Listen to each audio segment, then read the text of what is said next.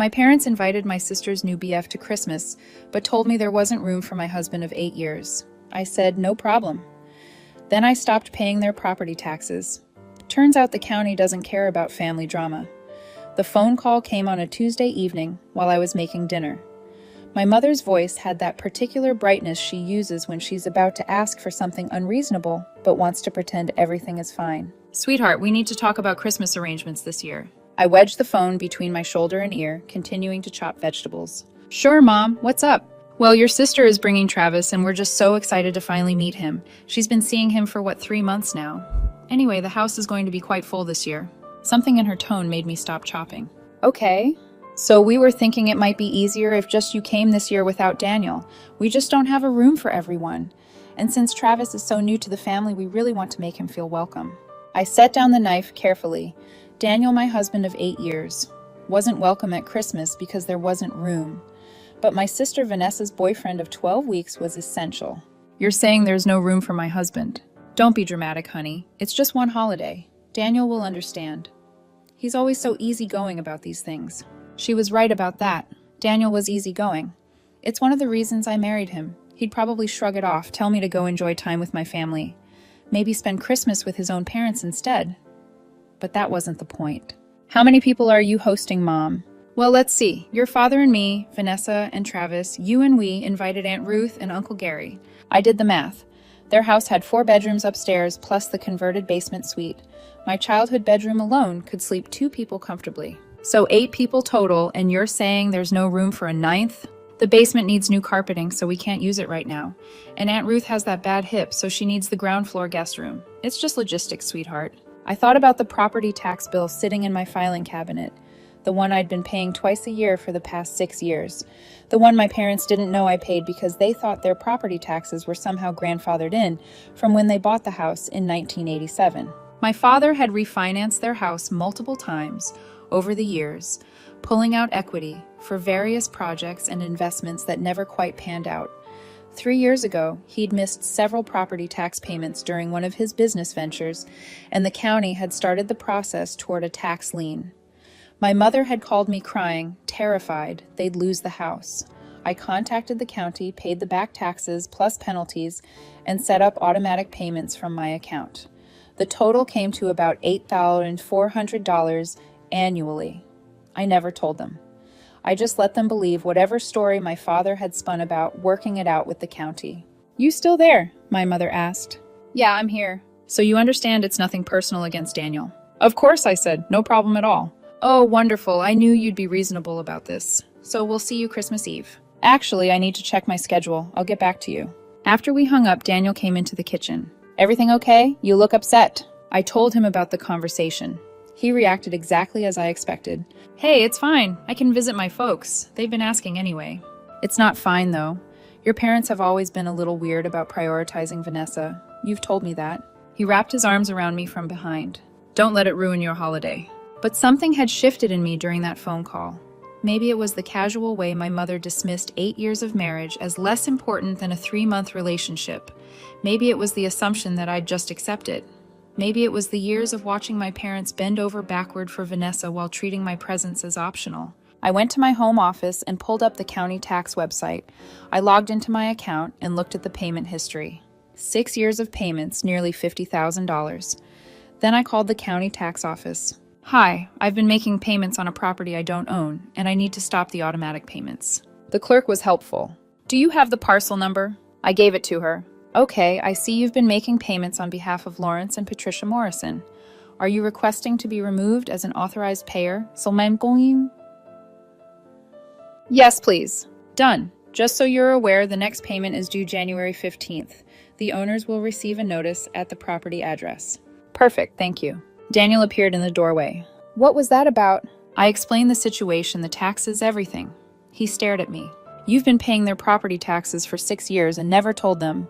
My dad's pride couldn't handle it, and my mom would have made it into this whole thing about how they didn't need my help. And now I'm done helping people who don't value me. Christmas came and went.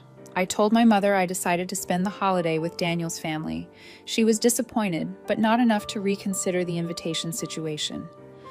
Vanessa posted approximately 47 photos on social media of her perfect Christmas with Travis, who looked like every generic tall white guy who rode crew in college. January arrived with freezing rain and short days. On January 18th, my mother called. "Did you receive some kind of notice about our house from the county?" "No, why would I?" "We got this very confusing bill saying we owe property taxes. Your father swears he's been paying them, but the county says nothing's been paid since last June." "That's weird. Have you tried calling them?" "Your father did. They were very rude. Said the account was delinquent, and if we don't pay by February 15th, penalties start adding up." "How much is it?" "Over $4,000 for half a year. It's robbery." It was actually $4,200, half of the annual tax bill. "That does seem like a lot." "Your father is handling it. He says there must be a mistake in their system." There was no mistake, but I let her believe what she wanted. February came. My father, it turned out, did not handle it. He spent 3 weeks trying to argue with the county that their records were wrong, that he had proof of payment from years ago, that this was all a computer error. The county was unimpressed. On February 20th, Vanessa called me. She never called me. "Mom says you're some kind of accountant or whatever. Can you help them figure out this tax thing? They're freaking out."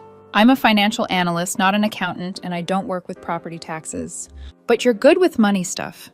"Dad's saying he might need to take out a loan to pay this, and Mom's crying about losing the house." "It's just property taxes. They just need to pay the bill." "It's over $4,000, Marilyn. They don't have that just sitting around." I thought about the fact that my parents had just paid for Vanessa's winter vacation to Cancun with Travis as an early birthday present. That trip cost at least $3,000. "I'm sure they'll figure it out," I said. By March, the county had added penalties and interest. The bill was now $4,683. My father tried to set up a payment plan, but the county wanted the delinquent amount paid in full before they'd accept installment payments on the current year's taxes, which were due in June. My mother called again. "We might need to ask for some family help with this situation." "What kind of help?" "Well, a loan. Just temporary until your father's investments pay out." My father had been saying his investments were about to pay out for 25 years. "How much are you looking for?" "We need about $5,000 to get current, and then we can make payments. We were thinking you and Vanessa could each loan us $2,500. "Have you asked Vanessa?" "Not yet. We wanted to talk to you first." "What about Aunt Ruth and Uncle Gary? They were at Christmas. Couldn't they help?" There was a pause. "We'd rather keep this within the immediate family." "Within the immediate family?" "The same immediate family that didn't have room for my husband at Christmas." "I'll think about it," I said. I didn't think about it. Instead, I went to dinner with my college roommate Jennifer, who I hadn't seen in months. Over sushi and sake, she asked how my family was doing. "Fine," I said, and told her the whole story. Jennifer nearly choked on her California roll. "Wait, you've been paying their property taxes for 6 years, and they don't even know." They didn't know. Now they're finding out the hard way. "And they seriously uninvited Daniel from Christmas for some random dude your sister's been dating for 5 minutes?" 3 months, but yes." She shook her head.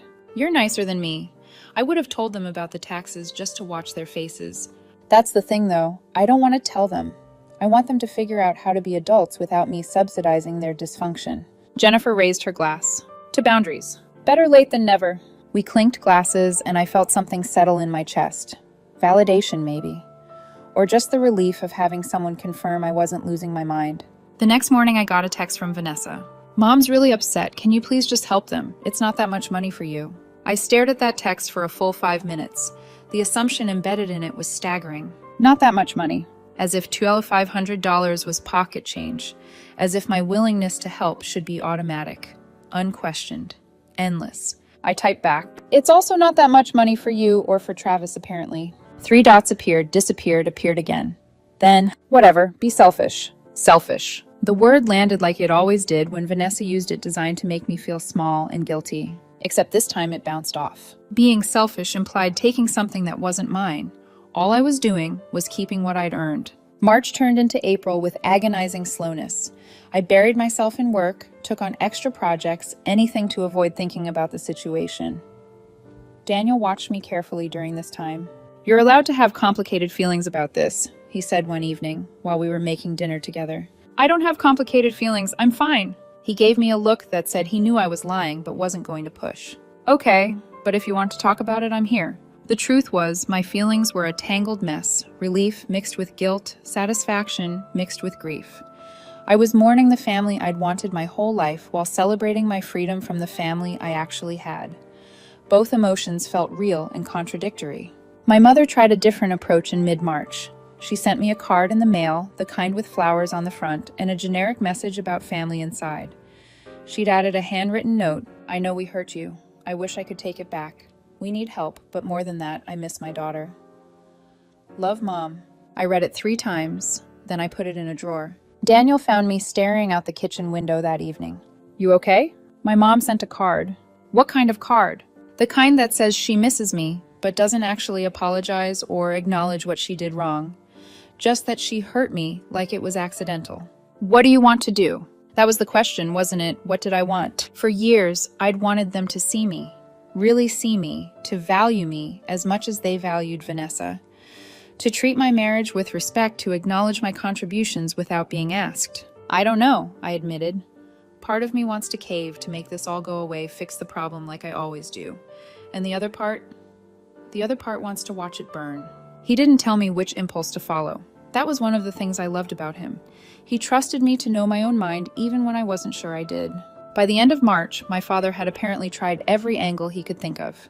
He'd contacted 3 different lawyers about suing the county for wrongful collection. All 3 had told him the same thing: pay your taxes. He tried to file a homestead exemption retroactively, which wasn't how it worked. He'd even tried to claim the house was a historic property deserving special consideration despite it being a standard 1980 split level with vinyl siding. I heard all this through Aunt Ruth, who called me one afternoon with updates delivered in hushed, scandalized tones. "Your father is making such a spectacle," she whispered. "He went to the county commission meeting and tried to speak during public comment. They cut his microphone when he started yelling about corruption. He yelled at the county commission. Oh yes, your mother was mortified. She tried to get him to leave, but he wouldn't budge until security escorted him out." I closed my eyes. My father had always had a flair for the dramatic, but this was beyond his usual theatrics. "Aunt Ruth, did my parents ever mention anything to you about their property taxes over the years?" "Well, your father always handled that sort of thing. Why do you ask?" "Just curious." After I hung up, I pulled up the county records again.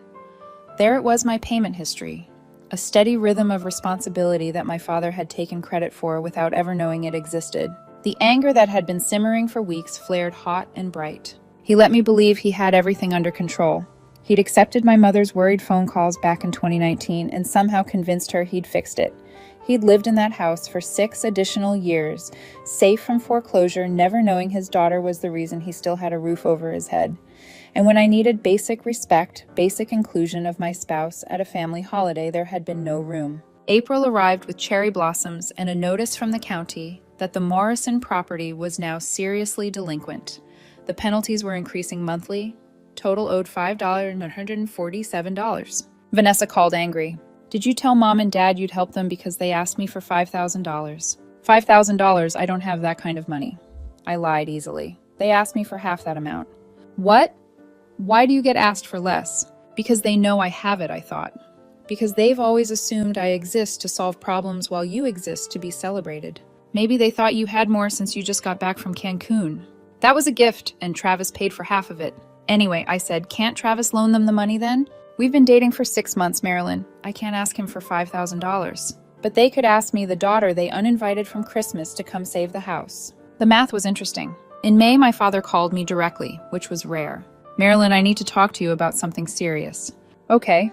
"This tax situation has gotten out of hand. The county has put a lien on the house.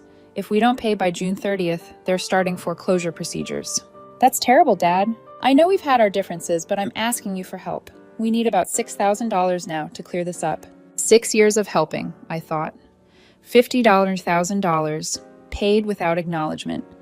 8 years of marriage dismissed as less important than a 3-month relationship. "That's a lot of money," I said carefully. "You're good with your finances. You and Daniel both work. Vanessa's just getting started in her career, but you're established." "Established enough to pay their taxes for 6 years, apparently. Why did you stop paying the property taxes, Dad?" Silence. "I never stopped. There's been a clerical error for over a year." "That's a pretty big error. The system is corrupt. They're trying to steal people's homes. Or people just need to pay their bills." "I raised you better than to talk to me like this." "Did you? Because I remember a lot of Christmas dinners and birthdays where Vanessa got the attention and I got the luxury of being more helpful." "That's not fair." You're right. It's not fair. It wasn't fair when you paid for her college while I took loans. It wasn't fair when you bought her a car for graduation while I got a card. And it wasn't fair when you uninvited my husband from Christmas because there wasn't room for him, but plenty of room for Vanessa's boyfriend of 3 months. This is about Christmas. You're going to let us lose our house because of a holiday dinner. No, Dad. You're going to lose your house because you didn't pay your property taxes. I'm just not saving you from your own choices anymore. He hung up on me. Daniel asked if I was okay. I am, I said, and I realized I meant it. I felt free. June 15th brought a certified letter to my parents' address. The foreclosure process would begin in 30 days if the account wasn't brought current. The new tax bill for the current year had been added to the existing delinquent balance. Total now owed $9,247 with all the penalties and interest. My mother showed up at my house. I hadn't seen her since last Christmas. How can you do this to us? She cried on my doorstep. Do what? Let us lose our home. Your father told me about your conversation. How can you be so cruel? Come in, Mom. She sat on my couch, the same couch she'd never seen because she had never visited my house. In 8 years of marriage, my parents had been to my home exactly 3 times. Always briefly. Always with an excuse about why they couldn't stay. I need you to understand something, I said. I've been paying your property taxes for 6 years. Her face went blank. What? When Dad got into trouble in 2019, I paid the back taxes. Then I set up automatic payments. I've paid almost $59,000 to keep your house out of foreclosure. That's not possible, your father said. Dad didn't know. I never told either of you because I knew he wouldn't accept help. But I helped anyway because you're my parents and I loved you. Loved. Past tense. Do you know what it felt like to be told there wasn't room for my husband at Christmas after 8 years, while you welcomed a stranger with open arms? Travis isn't a stranger. He's Vanessa's boyfriend. Daniel is my husband. He's family, but apparently family only counts when it's convenient for you. She twisted her hands in her lap. We were just trying to make Vanessa happy. She's been through so many bad relationships. And I haven't been through anything. I just existed, quietly paid my own way, asked for nothing. And somehow that made me less worthy of consideration. It's not like that. Then what is it like? Explain it to me. Because from where I'm sitting, I've spent my entire adult life being the responsible one. The one who doesn't need anything. The one who fixes problems. And the moment I stopped fixing your problems, I became the villain. She couldn't answer. You can save your house, I said. You have options. You can get a home equity loan. You can ask Vanessa and her wonderful boyfriend for help. You can sell some of Dad's investment portfolio that's always about to pay out. But I'm done being the ATM you can ignore until you need a withdrawal. We never ignored you, she whispered weakly. I pulled out my phone and scrolled through my photos. Here's my college graduation. You left early because Vanessa had a dance recital. Here's my wedding. You spent the whole reception talking about Vanessa's promotion. Here's the photo you didn't see from when Daniel and I bought this house because you were helping Vanessa move for the 3rd time that year. Each photo was a little wound I'd covered over. Pretend it didn't hurt. We love you, my mother said weakly. You love the version of me that makes your life easier. The daughter who doesn't complain, doesn't need attention, doesn't expect to be treated as well as her sister. But I'm done being her. She left crying. I felt guilty for about 20 minutes. Then Daniel reminded me that guilt was just old programming trying to reassert itself. The deadline came and went. My parents didn't pay. The county began foreclosure proceedings. Vanessa called screaming. You could stop this. You have the money. How can you watch them lose their home? The same way they watched me be excluded from Christmas. Easily, apparently. This is insane over a stupid holiday. It's not about Christmas, Vanessa. It's about 34 years of being second place. It's about watching you get everything handed to you while I worked for scraps. It's about finally accepting that no matter what I do, I'll never be the daughter they prioritize. So you're punishing them? No, I'm just not saving them. There's a difference. She threatened to never speak to me again. I told her she barely spoke to me anyway, so the loss would be minimal. In August, my parents sold the house not to the county, but through a regular sale. They got enough to pay off the tax lien, the foreclosure fees, and walk away with about $30,000. They moved into a small condo in a less expensive area. My father sent me an email. Subject line, I hope you're happy. The body of the email was a detailed explanation of everything they'd lost because of my selfishness. The house they'd lived in for 36 years, the neighborhood where they had friends, the garden my mother had cultivated, the space for family gatherings. I wrote back, you had space for family gatherings. You chose to exclude family from them. Actions have consequences. I'm sorry you're learning that so late in life. He didn't respond. Thanksgiving approached. My mother called with an olive branch.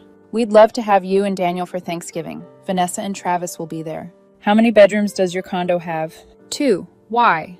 Just wondering if there's room for everyone this year. Silence. Marilyn, that's not fair. You're right, it's not. I'll let you know about Thanksgiving. The weeks leading up to Thanksgiving were strange. I kept expecting to feel worse, to be crushed under the weight of guilt or regret. Instead, I felt oddly peaceful. Daniel noticed. You're smiling more, he observed one Saturday morning while we were drinking coffee on our back patio. Am I? Yeah, even when you're not doing anything in particular, you just seem lighter. Maybe I was. For the first time in my adult life, I wasn't carrying the invisible weight of my parents' problems. I wasn't mentally calculating how to help them while pretending I wasn't helping.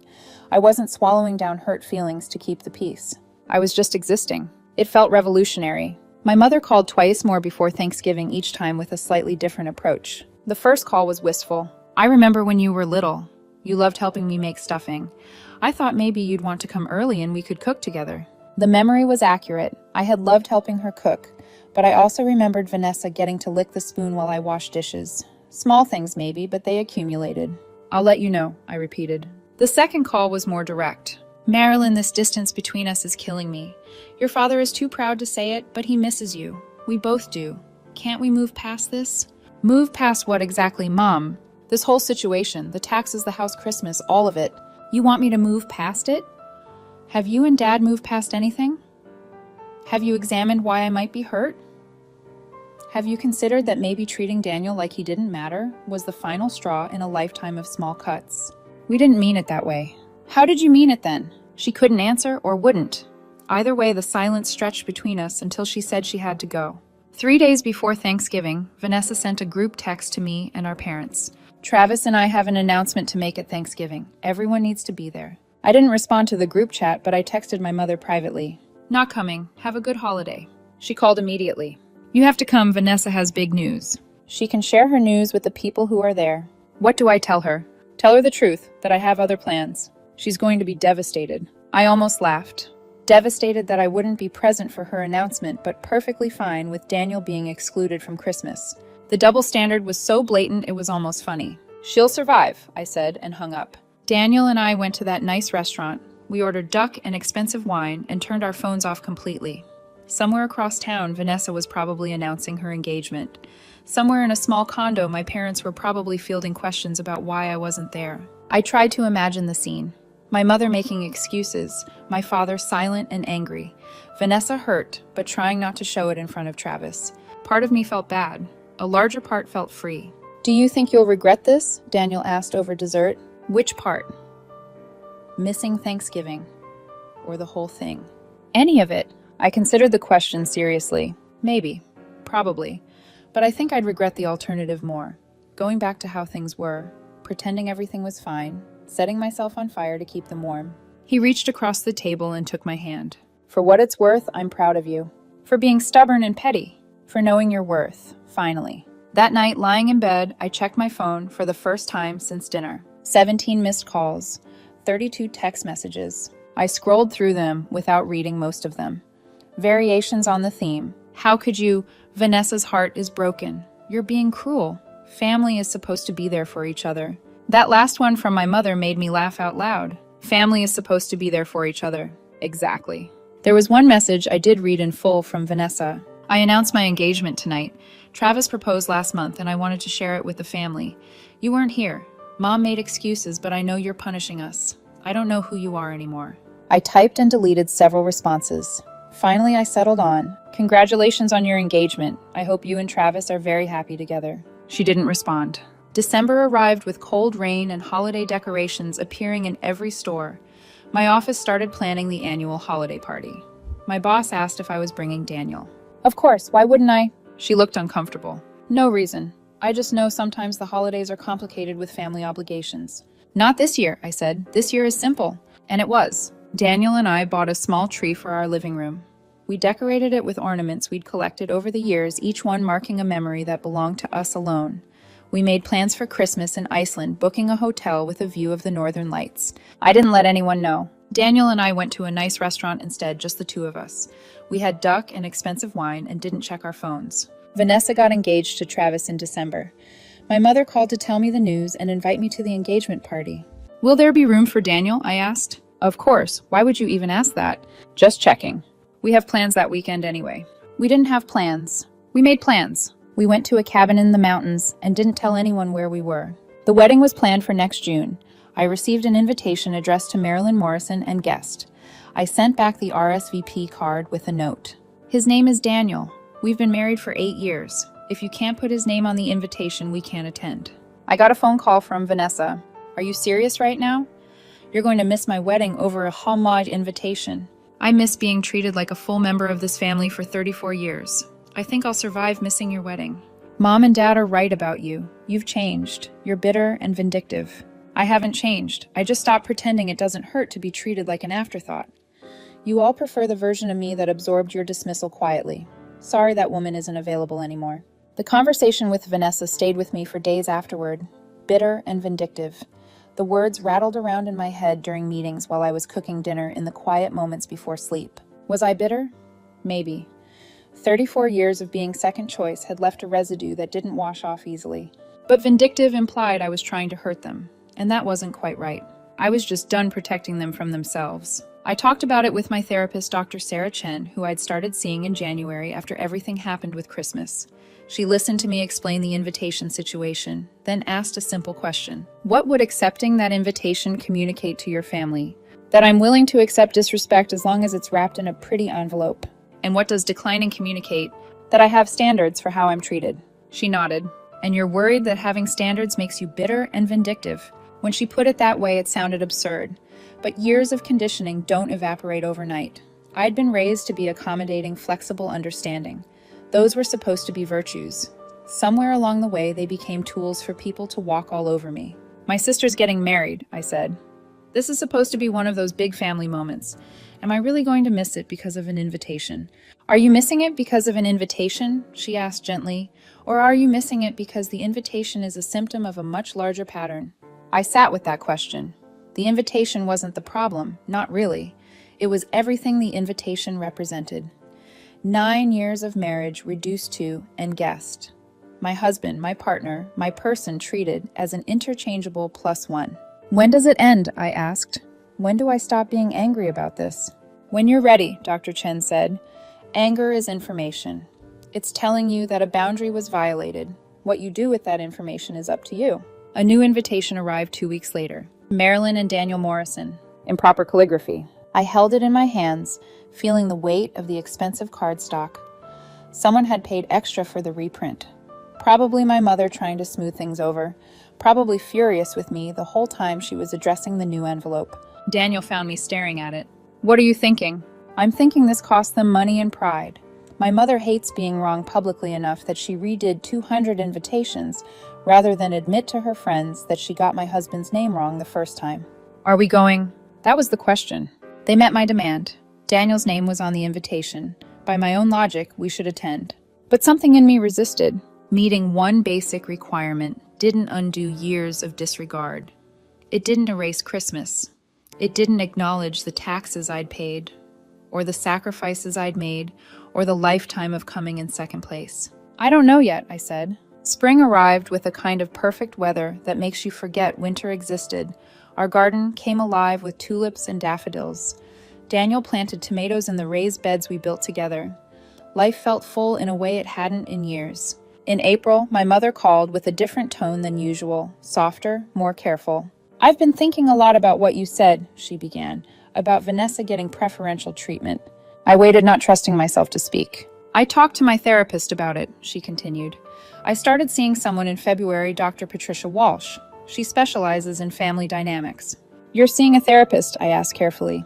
Your father thinks it's unnecessary, but yes. And she asked me to make a list of all the ways I might have shown favoritism over the years. Her voice cracked. It was a long list, Marilyn, longer than I wanted to admit. I sat down on the couch, my legs unsteady. I'm not calling to make excuses, she said.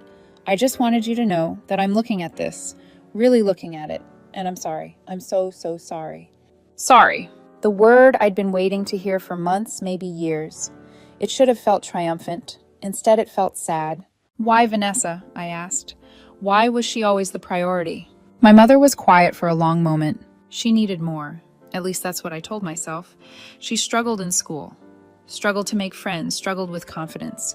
You were always so capable, so self-sufficient. I thought you didn't need me the way she did. Everyone needs their mother. I know that now. Dr. Walsh said the same thing. She said children shouldn't have to earn attention by being helpless. We sat with that silence for a while. The therapist also asked me why I thought it was okay to uninvite Daniel from Christmas, my mother continued. I didn't have a good answer. I think I was so focused on making Vanessa happy on supporting her new relationship that I didn't consider what message it sent to you. It sent the message that my marriage doesn't matter. I know, and I was wrong. I was so wrong, Marilyn. I felt tears starting and blinked them back. What about Dad? I asked. Your father, she sighed. He's not in therapy. He's still angry about the house situation, but he's also been forced to look at his financial decisions, his pride. All of it. Losing the house was humiliating for him.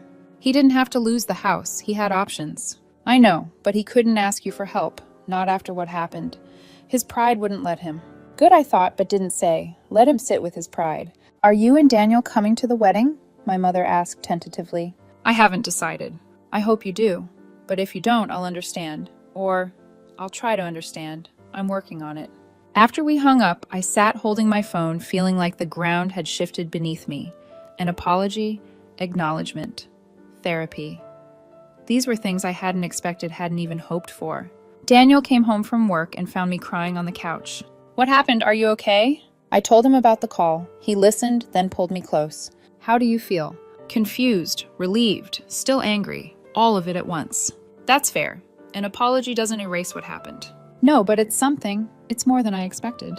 He kissed the top of my head. What do you want to do about the wedding? About all of it? What did I want? For so long, I'd wanted recognition, wanted to be seen, wanted to matter as much as Vanessa. Now that I had a piece of that, what was I going to do with it? I want to move forward without forgetting what happened. Does that make sense? Perfect sense. I haven't decided if we'll go. My mother calls occasionally. Usually when she needs something small. Help understanding a medical bill. Advice about a financial decision.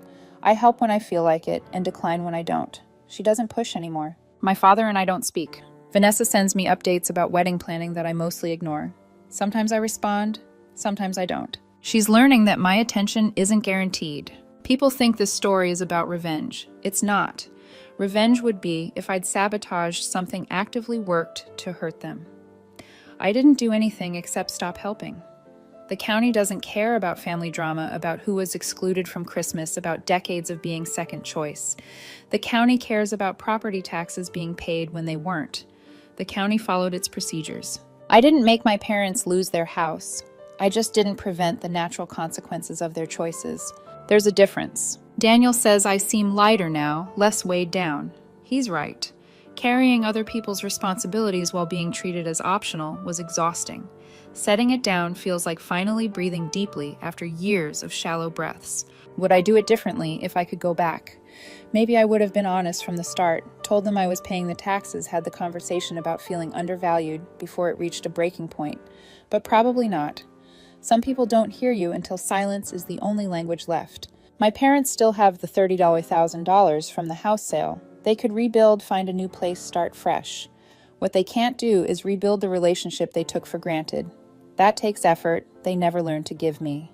The property is owned by a young family now. They have 2 kids and a golden retriever. I drove by once and saw them putting up Christmas lights. I hope they pay their taxes on time. As for Christmas this year, Daniel and I are planning a trip to Iceland. We're going to see the northern lights, soak in hot springs, and be unavailable for family drama. There's plenty of room for both of us. Turns out that's all I ever really wanted.